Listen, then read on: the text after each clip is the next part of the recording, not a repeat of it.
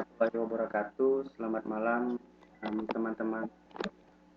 Kembali lagi pada pertemuan kedua ya untuk mata kuliah hubungan masyarakat atau public relation ini.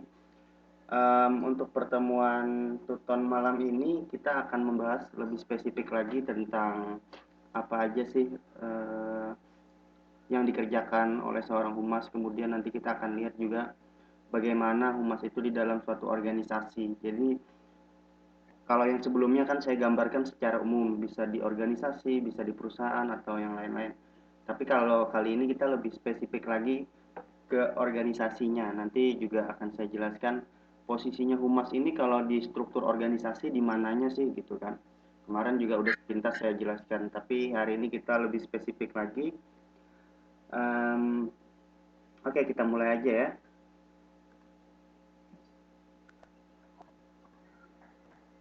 Oke. Slide-nya kan sebelumnya sudah saya kirim. Apa sudah dibaca sebelumnya atau baru dibuka sekarang? Sudah dibuka? Oh, mantap. Oke, berarti nggak apa-apa. Kita sambil ini lagi ya. Nah, ini ada tujuan humas. Pertama, kenapa saya kasih di slide yang pertama tujuan humas? Karena ketika kita belajar tentang public relation ini sendiri, kemarin teman-teman juga masih ada yang bingung. Bahkan masih ada yang nanya apa bedanya humas dengan public relation ya kemarin. Tapi untuk di sini saya ambilkan darinya Krisyanto 2008. Tujuan humas itu sendiri dia untuk menciptakan mutual understanding. Jadi maksudnya di sini supaya ada suatu pemahaman antara perusahaan dengan publiknya. Publiknya di sini bisa konsumen, kemudian stakeholders, kemudian juga yang lain-lain yang berhubungan dengan perusahaan. Jadi di sana ada tugas humas ini supaya sama-sama saling mengerti seperti itu. Kemudian membangun citra korporat. Citra korporat ini maksudnya membangun citra perusahaan. Citra di sini adalah yang positifnya. Jadi nama baik perusahaan, nama baik produk, apa segala macam itu dibangun dengan dia. Maksudnya dibangun di sini dijaga gitu kan hubungan baiknya, relationshipnya seperti apa, sehingga orang menilai perusahaan itu baik gitu kan. Kemudian menjalankan tanggung jawab sosial korporat. Nah ini kalau di Indonesia kita punya undang-undang sendiri, jadi misalnya perusahaan atau apapun itu yang mengambil hasil dari bumi Indonesia gitu kan, bahan bakunya dari bumi Indonesia itu wajib memberikan tanggung jawab sosial perusahaan kepada terutama masyarakat yang hidup di sekitar perusahaan tersebut. Bisa dalam bentuk bantuan pendidikan, beasiswa seperti itu, kemudian bantuan fasilitas kesehatan, kemudian fasilitas yang lain-lain, sekolah apa segala macam, jembatan biasanya kan, perbaikan jalan, angkutan umum, angkutan gitu kan untuk masyarakat di sekitar sana. Ya macam-macam lah bentuknya, itu tergantung pada kondisinya di lapangan. Nah itu wajib kalau perusahaan itu mengambil sumber daya alam di Indonesia gitu kan. Mereka harus ada anggarannya untuk membuat tanggung jawab sosial perusahaan itu. Kemudian juga membentuk opini publik yang favorable. Jadi tugasnya humas ini juga selain tadi membangun citra korporat di dalam perusahaan, di luar itu pun dia harus bisa membangun opini publik. Jadi dengan pemberitaan-pemberitaan apa yang segala macam itu nanti menggait apa namanya media relation, punya hubungan dengan media, hingga akhirnya publik itu bisa memahami kondisi di perusahaan, kemudian juga bisa paham tentang perusahaan itu, dan opininya itu harus yang istilahnya positif lah seperti itu.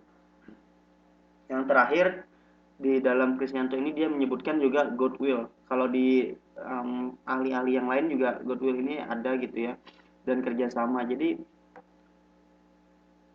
ini hampir sama dengan citra positif tadi, maksudnya goodwill di sini apa-apa yang akan mereka kerjakan itu mendapat suatu sambutan, baik itu dari stakeholder, konsumer, apa yang segala macamnya. Akhirnya sesuatu itu akan berjalan mulus karena sudah terjalin relasi tadi, kemudian hubungannya sudah baik, akhirnya semuanya bisa berjalan dengan lancar. Nah, kira-kira dari beberapa tujuan ini teman-teman itu nggak wajib menghafalkan semuanya, tapi paling tidak ketika ada soal tentang apa sih tujuan humas, teman-teman sudah bisa memberikan satu atau dua gitu kan gambaran secara umum. Yang paling penting itu adalah humas itu memang membangun atau membentuk citra itu paling penting dan paling mudah kita untuk menggambarkan. Kemudian juga yang CSR kalau menurut saya itu paling mudah ketika kita akan mendapatkan soal tentang tujuan humas. Jadi jangan jangan bingung nanti ketika ditanya tentang tujuan humas itu apa sih gitu kan. Oke, lanjut ke slide yang berikutnya.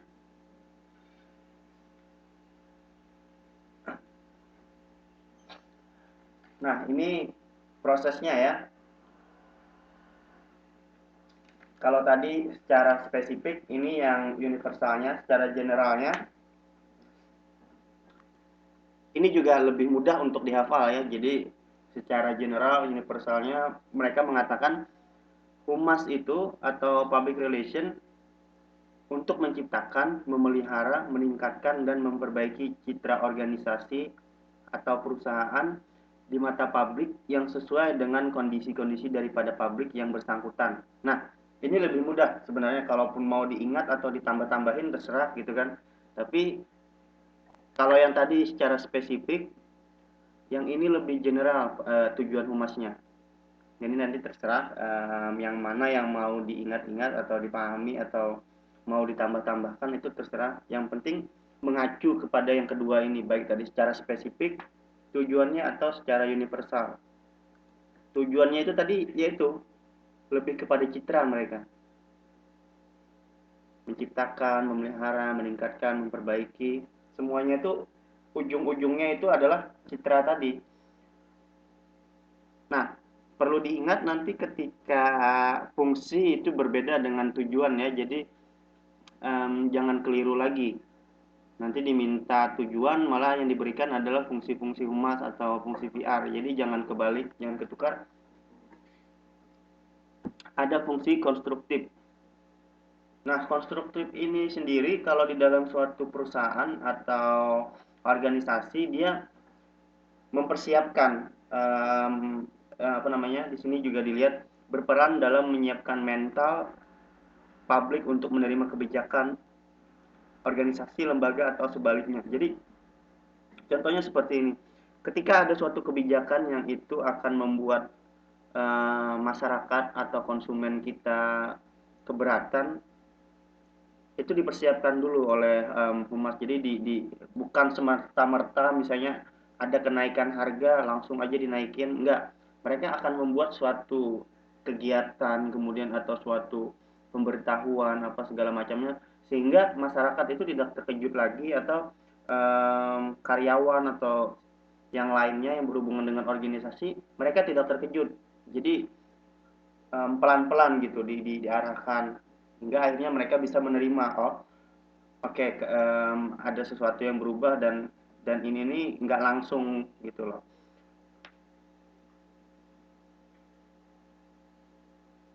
Nah, di sini di bawah ini humas bukan hanya bersifat proaktif tetapi juga preventif. Jadi di sini preventif itu adalah pencegahan. Kemudian yang selanjutnya itu fungsi korektif. Nah, di sini diibaratkan gitu kan ya humas sebagai pemadam kebakaran. Ini yang paling penting dari fungsi humas juga. Humas itu kalau saya bilang kalau bekerja sebagai praktisi PR gitu ya atau humas itu 24 jam sebenarnya jam kerjanya. Jadi apapun yang terjadi kepada perusahaan, apapun yang terjadi kepada organisasi dia harus siap 24 jam. Nah, sama kayak pemadam kebakaran juga kan. Kalaupun ada kebakaran itu kan kita nggak tahu jamnya kapan apa segala macam harus bertindak. Sama seperti humas. Misalnya tengah malam gitu ada sesuatu yang tidak diinginkan terjadi pada perusahaannya dia harus memberikan sesuatu gitu kan baik baik secara komunikasi langsung atau tidak langsung harus ada untuk mencegah tadi ya fungsinya preventif juga untuk mencegah hal-hal yang tidak diinginkan atau supaya suasananya bisa tenang. Nah, di sini bukan hanya pada sesuatu yang terjadi krisis gitu ya, tapi korektif di sini juga fungsinya ketika dia memang dibutuhkan, dia harus selalu ada, maksudnya seperti itu. Oke, slide yang selanjutnya, tadi dua udah ya, fungsi korektif sama apa tadi yang satunya? Ya, konstruktif ya. Oke, jadi diingat itunya, poinnya aja. Kemudian di slide yang selanjutnya itu adalah karakteristik humas. Karakteristik itu apa? Cirinya ya. Oke, cirinya. Jadi ketika nanti ditanya tentang fungsi, tujuan, ciri, udah bisa membedakan. Oke, kalau di humas itu yang dipakai komunikasinya pasti dua arah karena ingin membuat goodwill tadi ya, sesuatu yang baik ada timbal baliknya. Jadi kalau komunikasinya cuma searah, PR-nya doang, praktisi humasnya doang yang ngomong, nggak bakalan terjalin yang namanya goodwill tadi, kepemahaman atau sesuatu yang diinginkan bersama. Jadi komunikasinya pasti sifatnya dua arah, ya. Ini cirinya udah, jadi khusus di humas ini dia memang akan selalu terjadi komunikasi yang dua arah.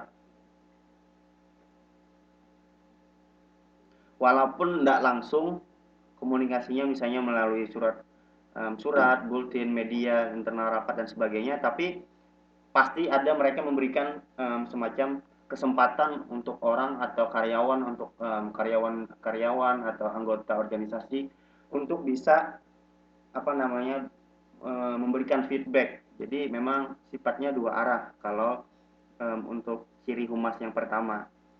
Kemudian ada juga karakteristik humas yang selanjutnya. Ini di slide yang selanjutnya ini sifatnya terencana. Jadi apapun yang akan dilakukan oleh seorang praktisi public relation ini, dia akan sudah membuat rencananya, plan A, plan B, plan C. Nah, itu memang apa namanya?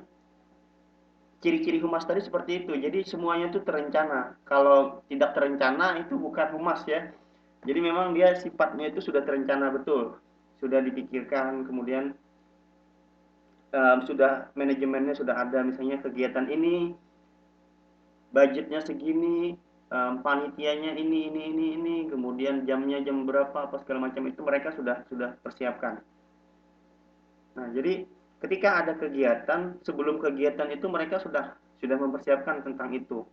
Bahkan kalau yang lebih detailnya itu baju apa yang harus dipakai, mereka sudah harus memikirkan tentang itu. Kemudian jumlah audiensnya berapa, ini siapa yang akan berbicara, ini yang akan datang siapa, sampai pada layout tempat duduk gitu kan, tempat duduk itu sudah diperhatikan dengan mereka. Bahkan yang lebih spesifik lagi sampai mikrofon itu sudah harus diperhatikan. Jadi ketika ada suatu kegiatan, mereka itu benar-benar membuat perencanaan yang matang, dan rencananya itu nggak cuma satu gitu kan. Jadi ketika kegiatan seperti ini mereka punya beberapa plan, jadi semuanya itu bisa berjalan dengan lancar. Nah, itu sifatnya yang kedua atau karakteristik yang kedua tadi, sifatnya terencana. Kemudian di slide yang selanjutnya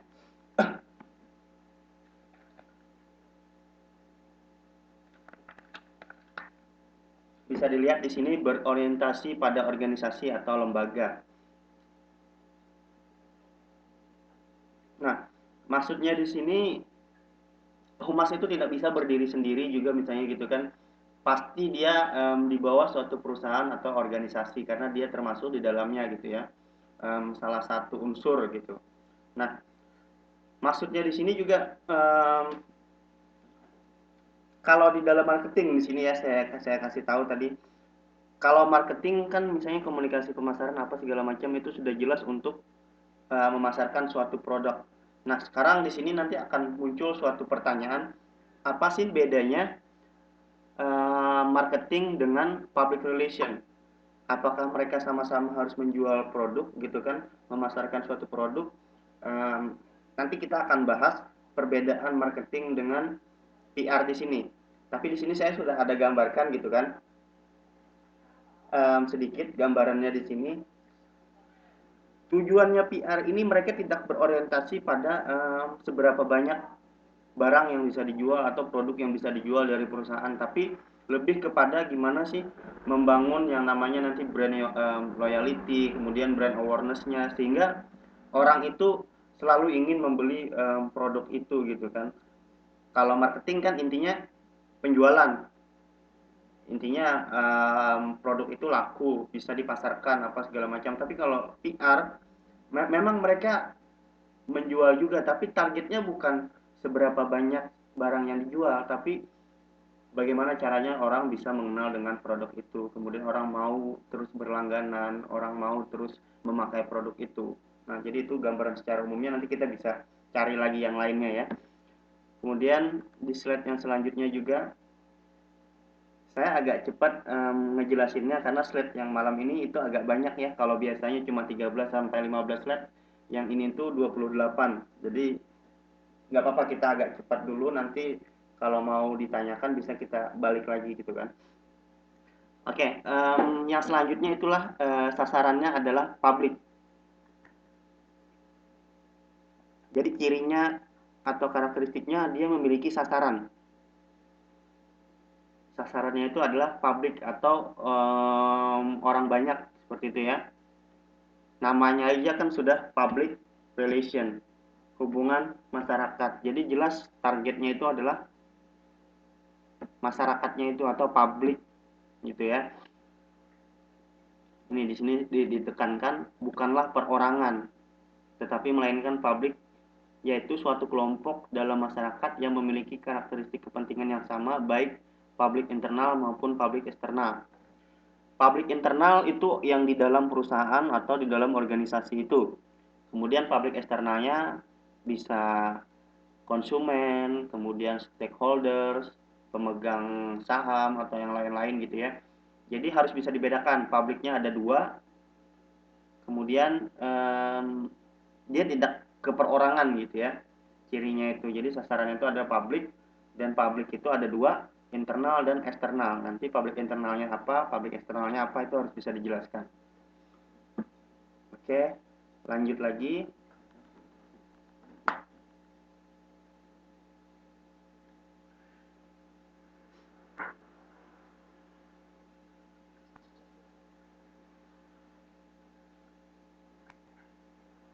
Nah, kalau slide yang ini menjelaskan tentang peran humas dalam organisasi, lebih spesifik kepada perannya. Kalau tadi cirinya, kalau peran kira-kira bisa bisa dibayangkan peran gitu kan.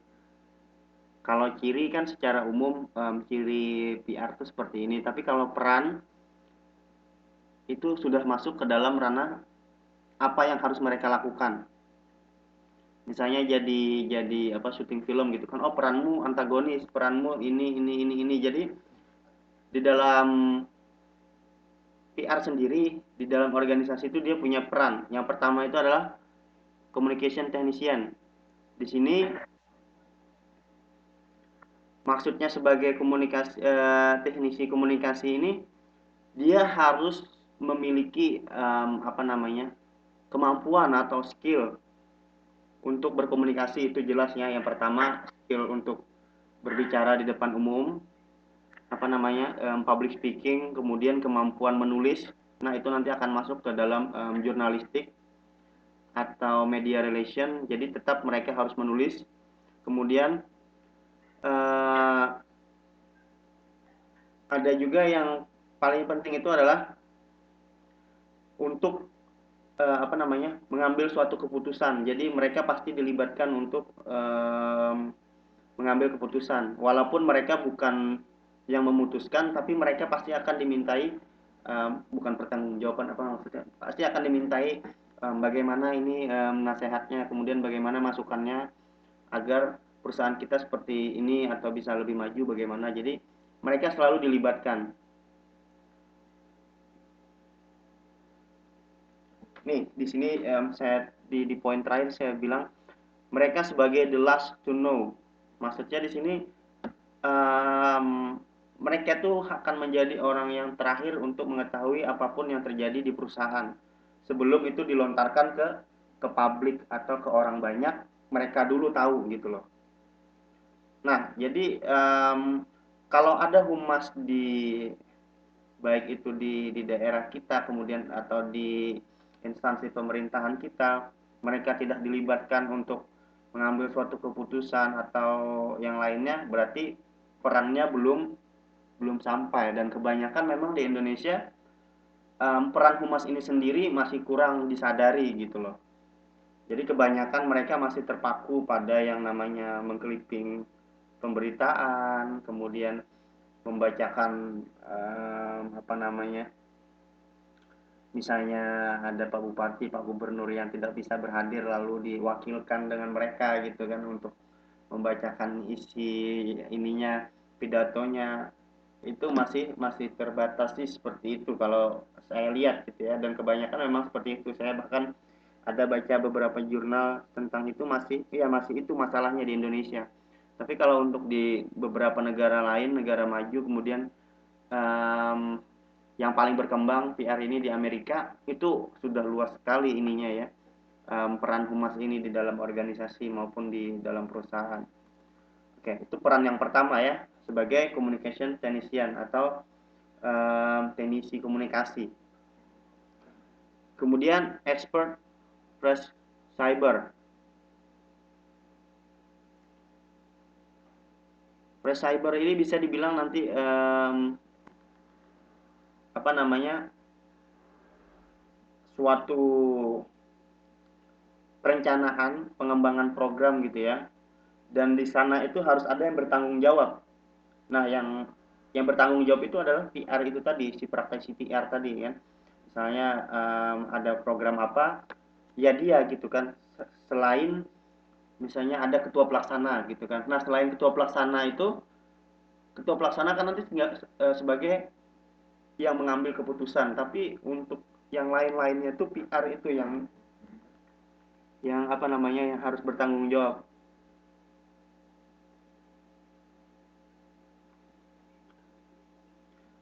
Oke, lanjut ya. Itu ada dua tadi, yang pertama communication technician, kemudian expert press cyber.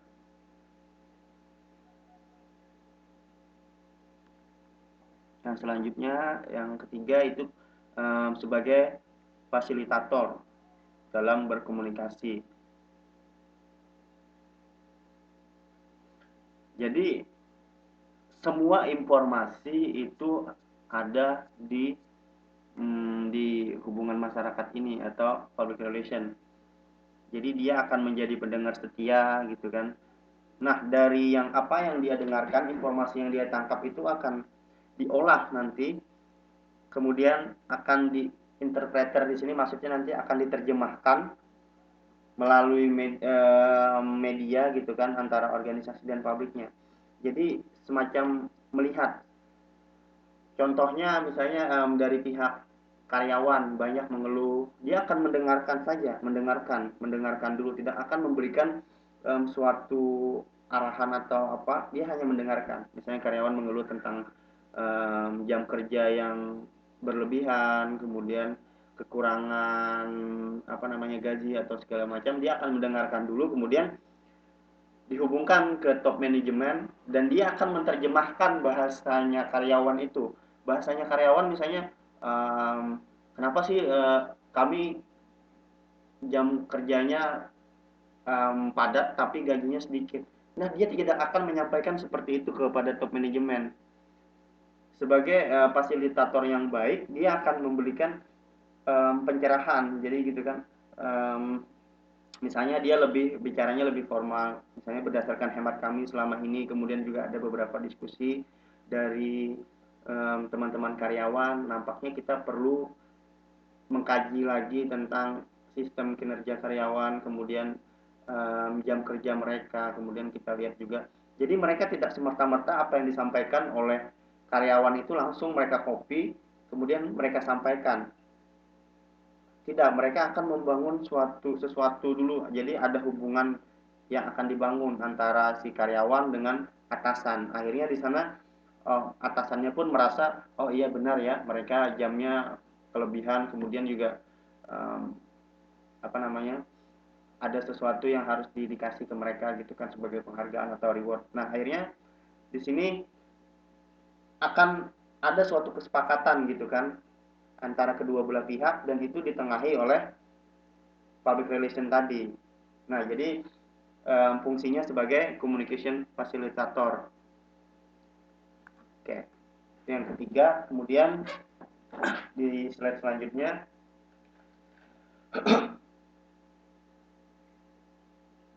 ini yang Mbak tanyakan tadi ya, problem solving facilitator. Jadi ketika dia menjadi fasilitator atau penengah tadi, itu pasti akan ada suatu masalah. Nah, suatu masalah di sini dia bisa memberikan solusi. Ya, problem solving itu nanti bisa dikatakan solusinya. Ketika dia sudah menjadi fasilitator, kemudian tidak ditemukan sesuatu yang bisa win-win solution, maksudnya manajemen bisa senang, kemudian karyawan bisa senang, ini gimana? Akhirnya ada suatu apa namanya, solusi yang bisa dia kasih supaya dua-duanya bisa merasa diuntungkan seperti itu. Ini yang nomor 4 ya, problem solving facilitator. Oke, lanjut lagi.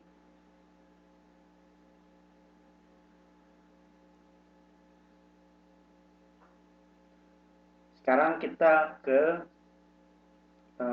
struktur organisasinya. Kedudukan humas dalam organisasi. Jadi di mana seharusnya posisi ideal humas dalam sebuah organisasi? Struktur tingkat atas atau puncak, atau bisa di mana saja? Kira-kira di mana posisinya? Coba Mbak Susi, kira-kira di mana posisi humas itu?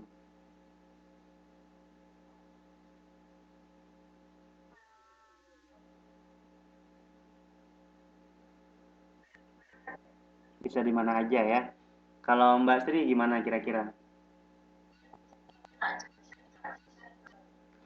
Oke, kita lihat ya di apa namanya, di slide yang selanjutnya itu ada digambarkan.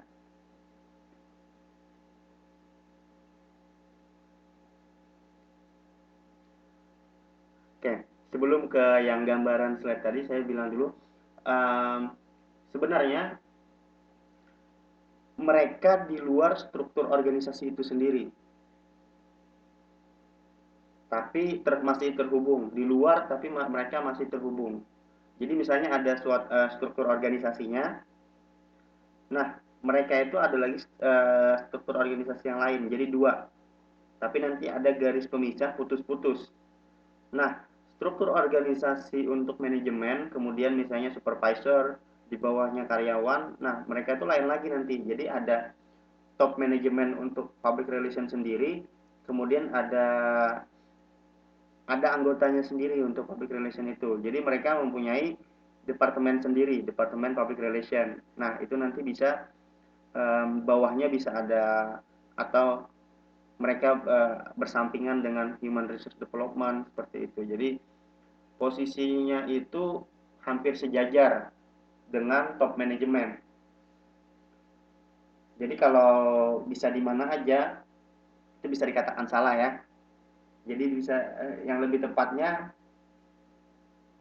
itu hampir sejajar dengan top manajemen, tapi karena mereka tidak mengambil keputusan, akhirnya garis-garisnya itu putus-putus. Oke, di sini kita bahas dulu yang tentang 3 model posisi PR dalam manajemen perusahaan. Model function staff. Nah, di sini seperti yang saya bilang tadi, Departemen Humas ini terletak di leher pada struktur organisasi tertinggi atau di bawah dirut direktur utama. Nah, kalau yang model function staff ini letaknya itu benar-benar di bawah pimpinan tertinggi. Ada yang seperti itu ya. Kemudian ini yang pertama bisa di ini ya, gampang ya. Jadi di bawah pimpinannya pas gitu ya. Itu yang pertama. Kalau dibilang di mana aja nanti ini ya agak keliru ya. Jadi harus harus benar-benar spesifik dikatakannya di mana gitu kan letaknya. Kalau di mana saja nanti susah. Bisa aja di bawah karyawan gitu kan. Jadi harus spesifik bilangnya. Nggak bisa, nggak bisa. Kalau di struktur organisasi, kalau di bawah karyawan nanti komunikasinya kacau. Sedangkan dia kan sebagai fasilitator, penengah. Paling tidak dia di tengah-tengah antara atasan dengan bawahan itu bisa. Jadi kalau di mana saja nanti bisa ditaruh di bawah karyawan. Di mana dia mau menyampaikan ke atasan gitu kan. Nah, jadi jangan jangan dibilang di mana saja nanti keliru ya. Kemudian model line staff. Model ini sebagai staf pelaksana line operasional dalam bentuk jajaran di bawah dirut, yaitu sebagai departemen, divisi, biro. Nah, ini tadi hampir sama, kira-kira yang membedakan apa?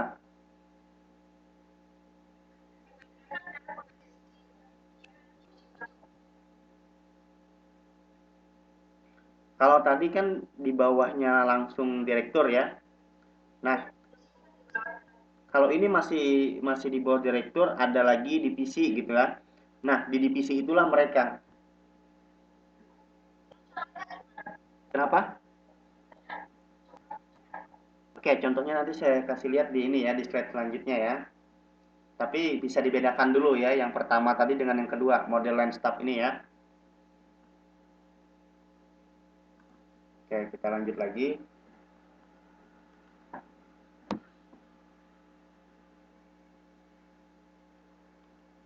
Nih, model asisten staff. Nah, yang ini dibilang yang paling terendah. Kenapa bisa terendah? Karena letaknya bisa di biro atau di staf pelaksana pembantu teknis. Biasanya kalau di ini yang saya bilang yang di pemerintahan kita ya, letaknya mereka ini bukan salah sebenarnya, bukan juga keliru, bukan. Tapi kalau mereka diletakkan di posisi yang ini, terlalu sedikit ruang lingkup kerja mereka. Makanya di sini dibilang bersifat teknis pelaksanaan seperti membuat pemberitaan, clipping, new release gitu ya, hingga melaksanakan kegiatan acara-acara resmi seremonial yang saya bilang tadi mewakili misalnya Pak Bupati, MC, protokoler gitu kan sebagai MC posisi jawab. Nah, ini paling bisa dibilang apa ya?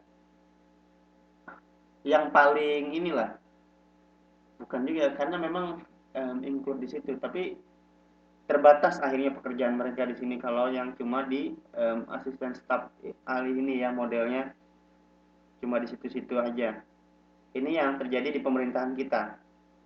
Kalau di perusahaan kebanyakan karena mereka sudah apa namanya mengambil public relation yang profesional apa segala macam sudah mulai fungsinya itu atau perannya itu sudah kelihatan. Tapi kalau di pemerintahan kebanyakan masih sebatas ini. Jadi nanti bisa dibedakan ketika dikasih soal misalnya yang membedakan praktisi PR yang profesional atau yang tidak itu apa sih?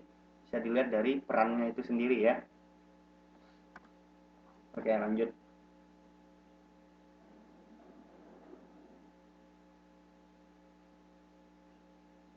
Nah, ini yang tadi ditanyakan ya. Posisi struktur organisasi humas dan dalam manajemen perusahaan. Mereka punya departemennya sendiri di sini. Ya. Mereka bisa di sini, kemudian bisa juga sejajar dengan dirut ini, tapi nanti garisnya putus-putus yang saya bilang tadi.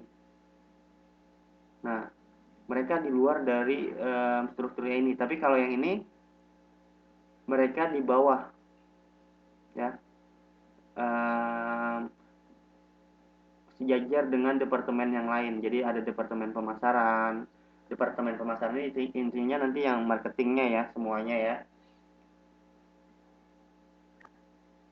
Kemudian di ini yang paling bawah tadi, bagian staf teknisi humas. Nah, ini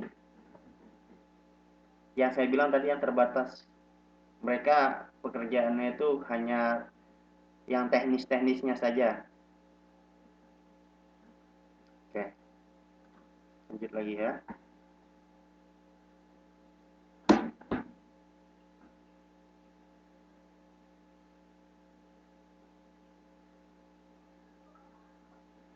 Kalau ini saya ambil dari James Van Leeuwen ya, 1991. Ada 6 pendekatan yang dapat digunakan dalam menyusun struktur bagian humas. Struktur berdasarkan publik yang pertama ya. Nah, jadi di dalam departemen humas itu sendiri nanti ada kepala humasnya gitu ya, kemudian subbagian hubungan karyawan, subbagian hubungan komunikasi, subbagian hubungan konsumen atau yang lain-lain gitu ya. Ada yang hubungannya ke media gitu, ada yang hubungannya nanti ke lebih fokus lagi gitu kan. Nah, kalau ini yang struktur berdasarkan publik. Kalau di slide selanjutnya nanti beda lagi ini. Jadi ada 6 pendekatannya ya. Kalau ini rasa-rasanya jarang sih dijadikan soal ujian, tapi wajib diketahui juga ya. Ini struktur berdasarkan proses manajemen. Jadi kalau tadi lebih ke publik, ini ke proses-proses manajemennya. Jadi bagian perencanaan program di humas itu ya ada. Tapi biasanya kalau di pemerintahan bagian perencanaan program ini mereka punya sendiri gitu kan, bukan di bawah humas. Implementasi program, pemantauan dan evaluasi program. Nah, seharusnya itu tuh di bawah humas semua. Jadi akhirnya komunikasinya bisa lancar. Misalnya perencanaan program mereka memiliki rencana A, B, C, D. Kalau mereka langsung menyampaikan program itu ke atasan, itu keliru. Mereka harus menyampaikan dulu ke bagian humas dulu. Baru bagian humas menyampaikan ke atasan. Seperti itu. Ya. Jadi harusnya di atas yang subbagian-bagian ini ada humasnya. Oke, tapi mungkin alasannya di pemerintahan kita kenapa dibikin simple supaya itu tadi ya semuanya bisa berkomunikasi dengan atasan mungkin. Tapi kalau seperti itu nanti akhirnya komunikasinya tidak tersaring karena atasan terlalu banyak mendapatkan informasi-informasi gitu kan. Kalau di bagian humas dia akan meminimalisir informasi-informasi yang tidak penting. Jadi hanya yang pentingnya saja disampaikan. Karena nggak semua informasi itu akan membuat dampak positif untuk perusahaan atau organisasi gitu ya. Oke, selanjutnya.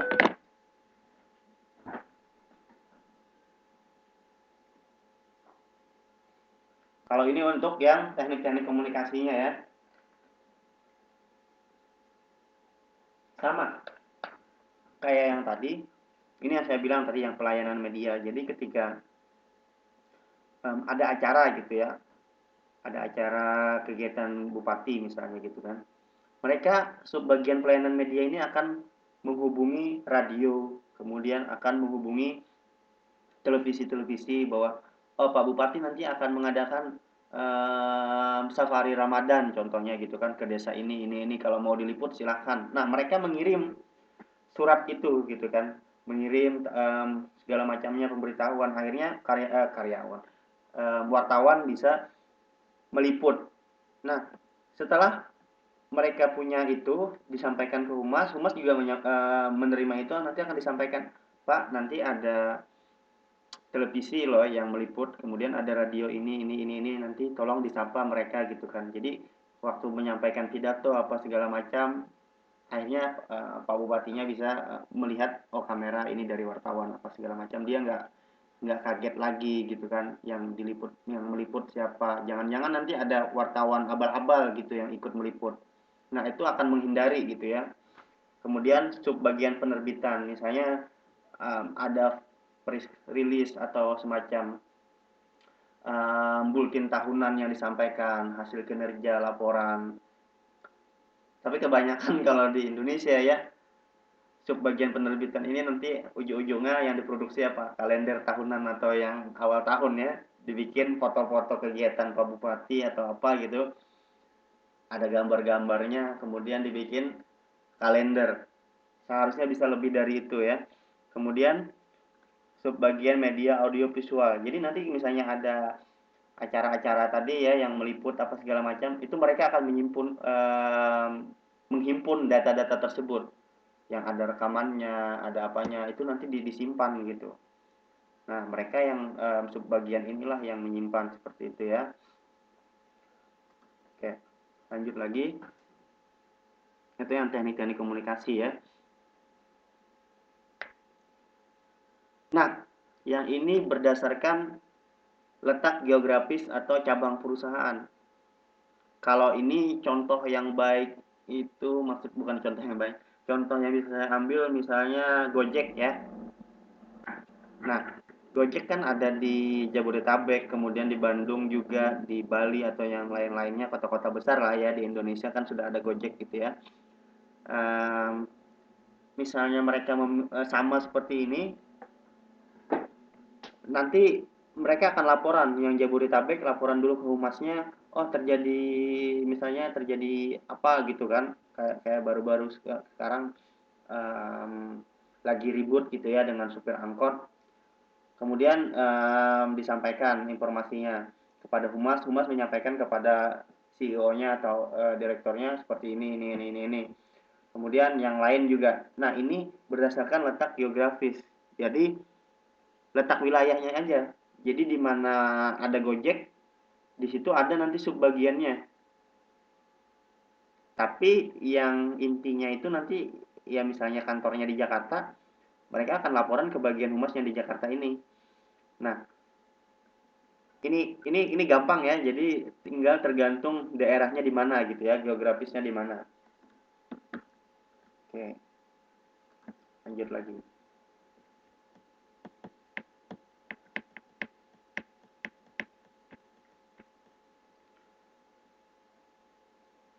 Kalau ini berdasarkan subsistem organisasi. Kalau ini biasanya di lembaga pendidikan. Bagian humas universitas, kemudian humas Fikom di sini ya, Fakultas Ilmu Komunikasi. Kemudian ada juga humasnya yang Fakultas Hukum. Ada juga yang Fakultas Kedokteran. Jadi semuanya, karena universitas kan banyak ya, misalnya jurusannya macam-macam, fakultasnya macam-macam, karena terlalu banyak tadi jurusan itu, mereka akhirnya ada subbagiannya yang di Fakultas Ilmu Komunikasi mengurusi yang Fakultas Ilmu Komunikasi. Tapi ketika ada sesuatu yang berurusan dengan universitas, humas yang ini akan menyampaikan ke bagian humas universitas dulu, baru lapor ke rektor. Nggak bisa humas Fakultas Ilmu Komunikasi ini langsung aja ke Pak Rektor gitu kan, menyampaikan sesuatu. Nggak, secara aturan nanti harus ke bagian humas universitas dulu, konsultasi koordinasinya kayak gimana, baru misalnya mau sama-sama bisa atau cuma diwakili oleh humas universitas itu tadi. Begitu juga yang lain ya.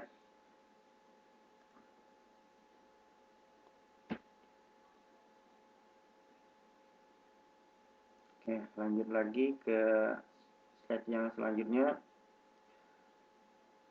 Yang ini lebih spesifik kepada kebutuhan klien. Ini tadi ya, kalau di dalam perannya juga tadi kita bisa lihat ada yang publisitas perusahaan, ini tadi yang arahnya ke, karena klien kita atau konsumen kita butuh suatu publisitas dari kita, misalnya annual report apa segala macam, ada ininya yang mengatur gitu ya, publisitas perusahaannya, kemudian komunikasi internal dan komunikasi eksternal. Jadi ada yang khusus ke dalam, ke karyawan, ke yang lain-lain, kemudian ada yang eksternal yang keluar dari perusahaan itu tadi, pabriknya ya. Nah, ini yang berdasarkan kebutuhan klien.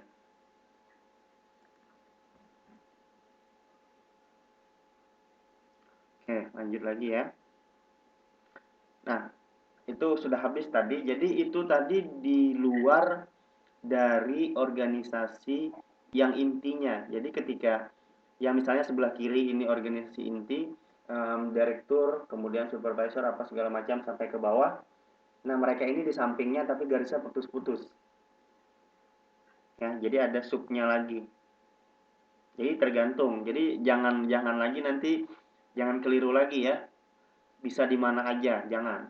Jadi harus diinikan. Paling tidak mereka di tengah-tengah gitu ya, karena mereka sebagai fasilitator. Jadi komunikasinya tuh dia bisa ke atas, bisa ke bawah kalau PR. Oke.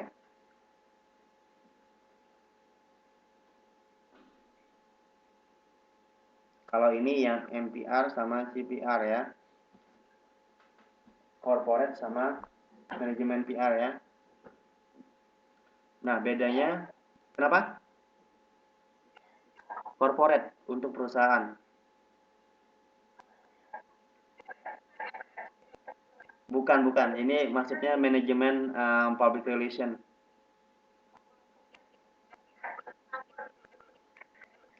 Beda-beda ya, bukan majelis permusyawaratan rakyat, bukan ya.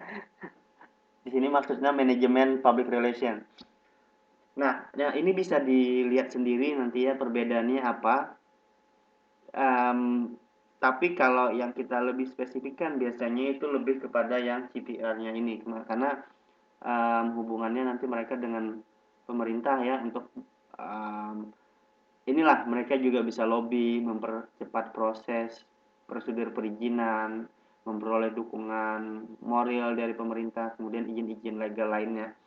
Nah, jadi misalnya kita membangun suatu perusahaan, kita mau apa namanya, minta izin dengan pemerintahan, PR inilah yang dibawa oleh manajemen nanti untuk melakukan lobby tadi.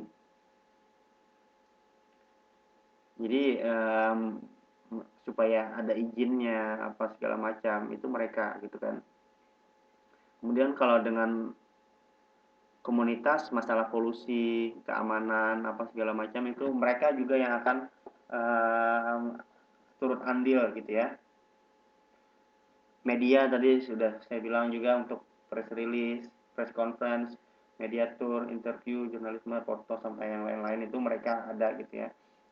Nah ini nanti cuma perbedaannya aja ya. Jadi teman-teman bisa di apa namanya dibaca sepintas nanti.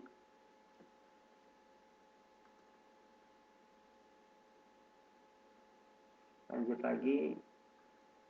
Nah dia ada banyak ya. Jadi kalau saya jelaskan satu-satu nanti kebanyakan, makanya kita baca sepintas aja. Kenapa? Yang mana? Yang mana? Yang MPR saja. Oh, leader kan? Mana tadi? Yang sebelumnya ya? MPR.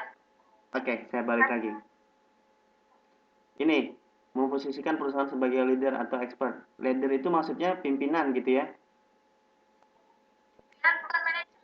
Bukan, leader di sini bukan manajemen ya, bukan pimpinan itu ya. Maksudnya di sini sesuatu yang terkemuka gitu loh.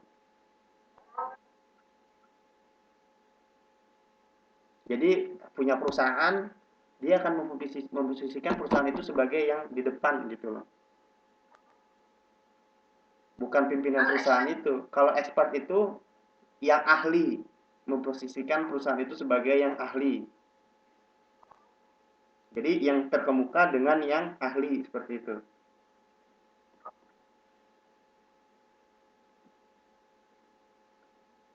Oke.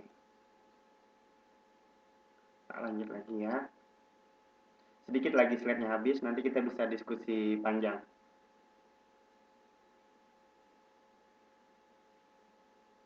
Nah, ini yang penting juga ya, hubungan dengan karyawan. Kenapa saya fokusnya cuma ke CPR aja? Karena yang corporate ini yang banyak nanti kita pelajari. Kalau saya lihat untuk mata kuliah teman-teman ke depannya gitu ya. Tapi bukan berarti yang MPR-nya ini, manajemen public relation-nya ini tidak penting, bukan ya. Dua-duanya harus, tapi saya menjelaskan lebih ke corporate-nya ini. Hubungan dengan karyawan, moral kerja. Jadi sebisa mungkin memang seorang praktisi public relation ini akan apa namanya, meningkatkan moral kerja karyawan gitu kan. Biasanya kan ada karyawan yang ibaratnya bandel gitu ya, curi-curi waktu saat kerja atau apa segala macam. Nah itu akan diperhatikan oleh PR itu, kemudian juga akan dikasih semacam pelatihan-pelatihan sehingga mereka itu loyal terhadap perusahaan. Bahkan nanti gimana caranya mereka supaya loyal terhadap perusahaan, dibikinkanlah seragam perusahaan sama seperti itu kan. Ketika mereka memakai seragam itu, intinya mereka adalah representatif atau perwakilan dari perusahaan, sehingga ketika mereka melakukan suatu tindakan atau perilaku, mereka itu tidak boleh semena-mena, nanti akan memperburuk nama perusahaannya sendiri. Misalnya contoh ya, selain perusahaan. Contohnya di sini nanti polisi aja ya, mereka akan pakai baju yang sama gitu ya, crop yang sama. Ada misalnya apa namanya, citra polisi misalnya dibilang jelek karena ada polisi yang sering minta duit di jalan misalnya gitu kan, razia apa segala macam. Nah itu kan cuma oknum polisinya, tapi yang jelek akhirnya semua polisi. Nah disinilah penting moral kerja itu ditanamkan. Jadi di polisi itu ya, di polisi itu udah mulai jalan juga public relationnya, humasnya. Jadi banyak sekarang polisi-polisi poluan-poluan cantik itu ya ditaruh di posisi ini untuk memberikan semacam pencerahan. Bahkan di televisi mereka punya channel gitu kan. Channelnya yang kalau teman-teman pernah lihat gitu, yang 86 pernah lihat nggak?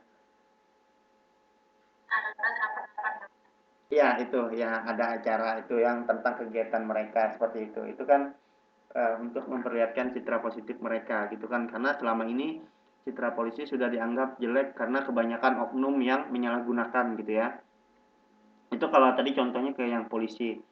Kalau ini kita fokus ke karyawan, jadi tadi dibikinkan seragam yang sama gitu, akhirnya mereka punya moral kerjanya gitu ya. Ketika aku pakai seragam ini berarti aku tidak boleh kerjanya gimana, atau seragam PNS waktu jam kerja keluyuran di pasar terus ditangkap Satpol PP seperti itu ya.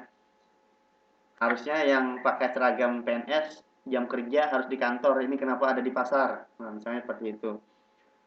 Kemudian ya, Apakah itu apakah atau nggak berlaku buat TKW? Kan TKW kan yang ada beberapa orang TKW nggak termasuk. oke. Kalau kalau itu saya yakin di sini kan ada organisasi-organisasi itu ya. Nah, harusnya di dalam organisasi itu misalnya apa, Iwamit ya yang saya tahu. Kemudian ada beberapa juga organisasi misalnya yang sesuai geografis, perkumpulan misalnya yang dari Banten, yang dari Semarang, yang dari mana-mana itu juga ada gitu kan perkumpulannya gitu kan. Nah, seharusnya mereka di dalam organisasi itu bukan hanya ada ketua, bendahara, sekretaris, tapi harus ada juga humas.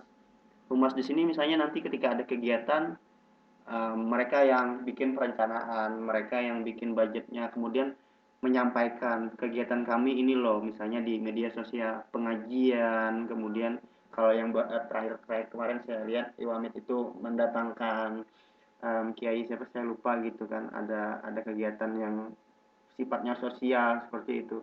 Nah, ketika ada sesuatu yang jelek terhadap TKI, mereka bisa langsung menyampaikan, misalnya, oh berita ini ternyata dibuat oleh pemberitaan tidak sesuai, kami mau klarifikasi karena dia saudara kami, teman kami yang kami ketahui tidak seperti itu, gini gini gini gini, dan ini pemberitaannya salah, bisa seperti itu. Saya lihat ada beberapa juga pemberitaan misalnya yang waktu tahun baru kemarin itu ada beberapa yang meninggal yang akibatnya apa, dari narkoba atau minum apa segala macam. Itu kan akhirnya bisa memperburuk nama apa namanya, BNI yang lain seperti itu ya. Tapi memang tidak ada ini, entah entah karena belum jalan humasnya atau belum dibuat, saya tidak tahu gitu kan, karena saya tidak tidak ikut. Sebenarnya Belum masih belum ada ya. juga. Nah, nanti itu Mbak bisa jadi pencetusnya di sana. Jadi bisa di ini ya nanti kan kalau ikut rapat dibilang, oh kita perlu ada ini, tugasnya seperti ini.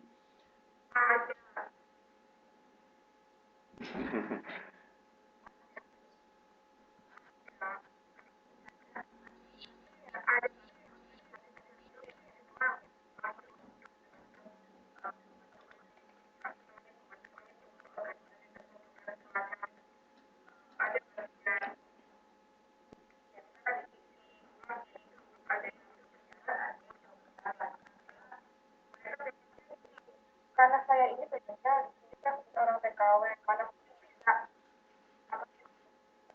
belajar ada yang pasti ada lagi yang kita itu kita itu apa yang kawan lah maksudnya udah harus mengikat Hmm. aja.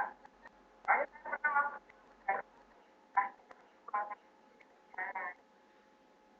Iya, iya, iya. Ya memang kebanyakan organisasi akan seperti itu nanti terpengaruh lagi sama iklim organisasi ya. Nah, di situ juga ada fungsi humas untuk mengatur iklim organisasi tadi. Jadi sebenarnya kalau di dalam organisasi atau perusahaan, humas ini sangat penting sekali. Kenapa tadi sampai organisasinya bisa berhenti? Karena orang-orang di dalamnya tuh iklimnya, komunikasinya apa segala macam itu pecah gitu ya, nggak bisa anulir lagi, nggak bisa di ini lagi karena nggak ada yang fasilitatornya tadi, humasnya tadi nggak ada. Makanya bisa sampai seperti itu. Tapi ketika organisasi itu dibuat dengan komitmen, kemudian organisasi itu strukturnya bagus, ada humasnya, saya yakin itu akan bertahan lama. Karena tadi fungsinya humas sendiri sebagai fasilitator gitu ya. Oke, kita lanjutin dulu ya. Tinggal 2 slide lagi, nanti baru kita diskusi. Saya takutnya nanti habis ini dia mati slide-nya. Apa namanya? Skype-nya. Karena udah 1 jam ini saya lihat. Ini yang terakhir, mengatasi krisis. Ini paling penting juga ya. Ketika perusahaan menurun, kemudian krisisnya meluas. Jadi itu disitulah seorang humas ini nanti yang ekstra kerjanya gitu ya. Ketika sesuatu itu sudah krisis atau sudah ambang batas gitu ya. Itu penting. Nah, sumbernya ini saya ambil dari Profesor Renat Kasali, Manajemen Public Relation. Jadi beliau guru besar komunikasi ya, di Fakultas ya di UI juga, ya sekarang di UI beliau. Tapi lebih ke ngajarnya ke ekonomi ya, lulusan Amerika. Dan banyak buku-buku beliau ini dipakai untuk PR ini sendiri. Dan saya juga pernah ambil beberapa kelasnya online ya. Eh, Kalau teman-teman mau gitu bisa aja di apa namanya, dipelajari juga karena ilmu yang dikasih itu penjelasannya langsung gitu ya, cuma ngomong video kayak gitu ya kelasnya, tapi kita bisa dapat bahasanya lebih lebih lebih mudah untuk dicerna. Oke, ini tadi yang saya bilang, slide terakhir. Kalau teman-teman ada pertanyaan atau ada yang mau didiskusikan bisa langsung kita diskusi ya.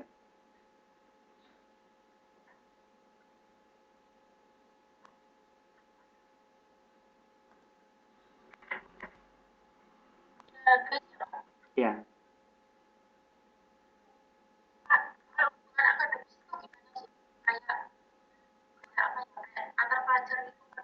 hubungan akademis.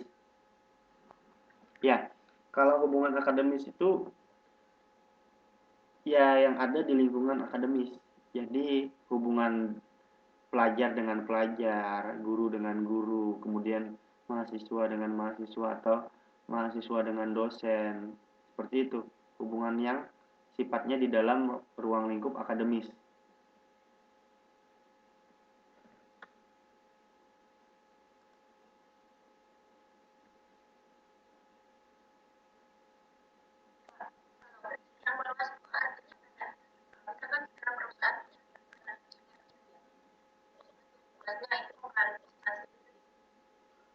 Ya, jadi tingkatan krisis itu sendiri ada beberapa tingkatan ya, nanti kita akan pelajari itu juga.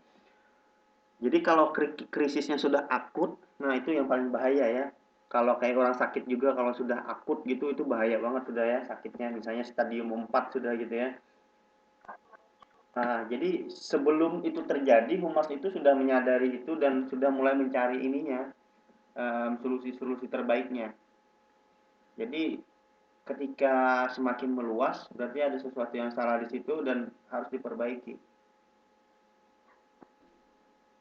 Misalkan bagian depannya itu pertama sama klarifikasi. Hmm,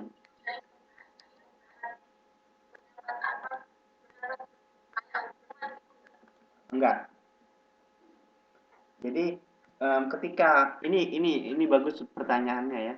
Ketika yang menyampaikan humasnya salah itu masih bisa diklarifikasi oleh perusahaan, tapi tidak memakai humas lagi. Tapi misalnya dengan bantuan orang ketiga. Orang ketiga di sini misalnya ahlinya. Misalnya humasnya salah ngomong tentang undang-undang gitu ya atau peraturan di Indonesia. Salah ngomong, akhirnya bisa diklarifikasi, mereka akan memakai ahli hukum gitu kan atau pengacara. Nah, tapi ketika yang salah ngomong ini pimpinannya, nah itu nggak bisa diklarifikasi lagi. Makanya jangan sampai pimpinannya yang langsung ngomong gitu karena susah. Dan orang pun interpretasinya itu akan beda-beda. Makanya um, sering gitu ya kalau yang di hal-hal yang penting yang ini Mbak Sri keluar ya. Berarti sebentar lagi saya juga akan keluar ini. Apa kita ini aja dulu, saya stop dulu rekamannya, kemudian kita sambung lagi, kita masuk lagi sama-sama ya. Oke.